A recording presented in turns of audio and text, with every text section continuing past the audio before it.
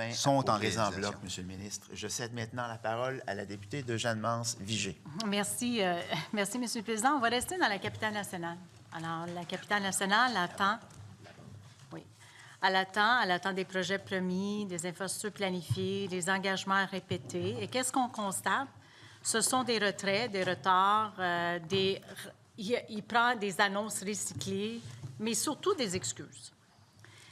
Mais à Québec, on constate plutôt l'abandon de la capitale nationale. Et dans bien des cas, après que des millions d'argent en fonds publics a été déjà dépensé. Alors, on peut parler de le projet des voies réservées pour le transport commun à Québec et à Montréal. C'est un projet de 884 millions de dollars enterré sans aucune explication. Qu'est-ce qui fait en sorte, Monsieur le ministre, qu'aujourd'hui, vous avez abandonné le projet de voies réservées pour le transport commun à Québec? Merci, Monsieur le ministre. Oui, merci, Monsieur le Président. C'est la même discussion que je viens d'avoir avec mon collègue de Jean Talon, là, essentiellement. Puis ma collègue, elle est encore moins bien placée parce qu'ils ont vraiment laissé tomber l'ensemble du Québec en infrastructure, mais particulièrement la capitale nationale à une autre époque. On s'est fait déposer un plan cité par CDPQ Infra. Dit, voici une vision avec toute l'analyse de mobilité qu'ils en ont fait, une vision à long terme. On a reçu ça, je pense, en juin l'année dernière. Puis on a dit, hey, on prend acte de ça. Nous, ça devient notre feuille de route. Et le premier geste qu'on pose, un geste conséquent, là, c'est le tramway, cette infrastructure structurante au cœur de cette vision-là. On s'engage à aller de l'avant. On va les faire, les autres étapes. On a une vision à long terme, puis on a un plan. Alors, allons-y étape par étape. Mais les investissements n'ont jamais été aussi élevés dans la capitale nationale en infrastructure. Et les projections n'ont jamais été aussi élevées. Ils sont plus élevés que ce qu'on a fait en projection. Donc, le passé est garant.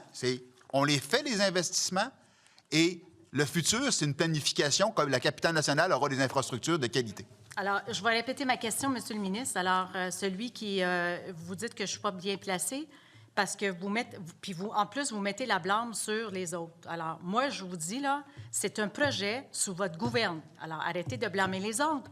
C'est vous que vous avez annoncé, vous avez entamé, vous avez dépensé, je dirais plutôt, 844 millions de dollars pour le projet des voies réservées sur le transport commun à Québec, puis vous avez tiré la plug sans aucune explication. Est-ce que vous êtes en mesure de nous dire pourquoi? Bon, écoutez, Monsieur le Président, là, on n'a pas dépensé 844 millions de dollars pour des voies réservées. Voyons là. C'est un projet, en fin de compte, qui est en planification, qui est en analyse. Alors, un coût probable éventuel, c'est pas un investissement. Parce qu'on s'est repositionné, on a dit on a un plan cité. Alors là, ma collègue, il faut qu'elle fasse la distinction entre un coût d'un projet éventuel puis la réalisation. Ça me fait penser à la phase 3. Hein? Quand ils ont quitté, on dit c'est nous autres qui avons réalisé la phase 3. Ils n'ont pas mis une scène dans le plan québécois des infrastructures, puis les autres, ils disent aujourd'hui, c'est leur succès. C'est ce qu'ils faisaient, les autres qui ne finançaient pas les projets, puis ils disaient qu'ils allaient les faire. Nous, on dit on va faire le tramway. C'est la première phase du plan cité. C'est une vision à long terme. Puis le plan cité, on trouve que c'est un bon plan. La députée. On va parler de la phase 2, de le réaménagement de la tête des ponts de Québec. Puis elle apporte un projet essentiel pour décongestionner un des plus grands goulots d'entraînement au Québec. Annonce à 1 milliard dès 2011. Il est aujourd'hui disparu des priorités du gouvernement. Pourquoi? Alors, on travaille sur la phase 1 de la tête des ponts, qui est vraiment la phase de sécurisation, puis les travaux sont en cours, sécurisation, puis s'assurer que la phase 1 réponde aux besoins en termes d'infrastructure de la tête des ponts. La phase 2, c'est des variations de géométrie. On n'est pas prêt à aller de l'avant avec la phase 2, mais la phase 1, elle va de l'avant, puis ces travaux-là sont investis pour la région de la capitale nationale. Merci, madame. Alors, je ne veux pas mettre des mots dans la bouche du ministre. Alors, j'ai bien compris que c'est toujours dans les cartons, ce n'est pas abandonné, puis que vous continuez le travail sur la tête des ponts? Monsieur le ministre. Bien, la phase 1 est en cours, puis la phase 2 n'est pas en cours. La phase 1 est en cours, la phase 2 n'est pas en cours. Combien de fonds vous avez dépensé pour la phase 1, Monsieur le ministre? La phase 1 est en réalisation. Le coût de la phase 1, c'est 477,4 millions, incluant des investissements de 1,1 million du gouvernement du Québec et de 6,3 millions de la Ville de Québec. Puis quand est-ce qu'on va avoir l'annonce pour la phase 2? Bien, écoutez, encore là, c'est drôle, parce qu'on dit qu'on va faire la priorisation, les secteurs font la priorisation, puis quand ils sont prêts à annoncer les projets, ils les annonceront. Bien, je veux juste m'assurer, Monsieur le Président, qu'on ne commence pas un projet, on investit des fonds, puis finalement, on délaisse, comme ça semble être une habitude de ce gouvernement-là. Alors, je veux juste avoir la garantie de M.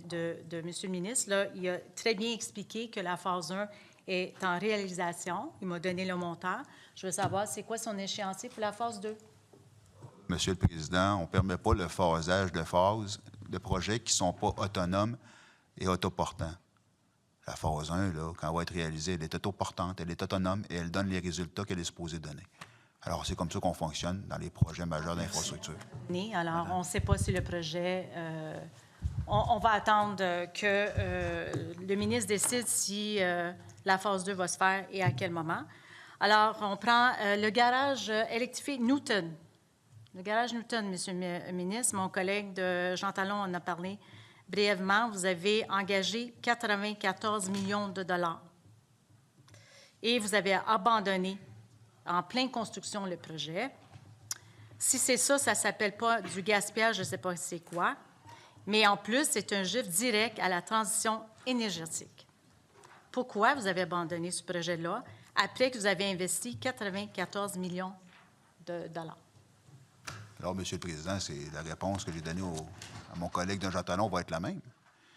Alors, c'est un projet qui, en coût, a triplé en projection de coût.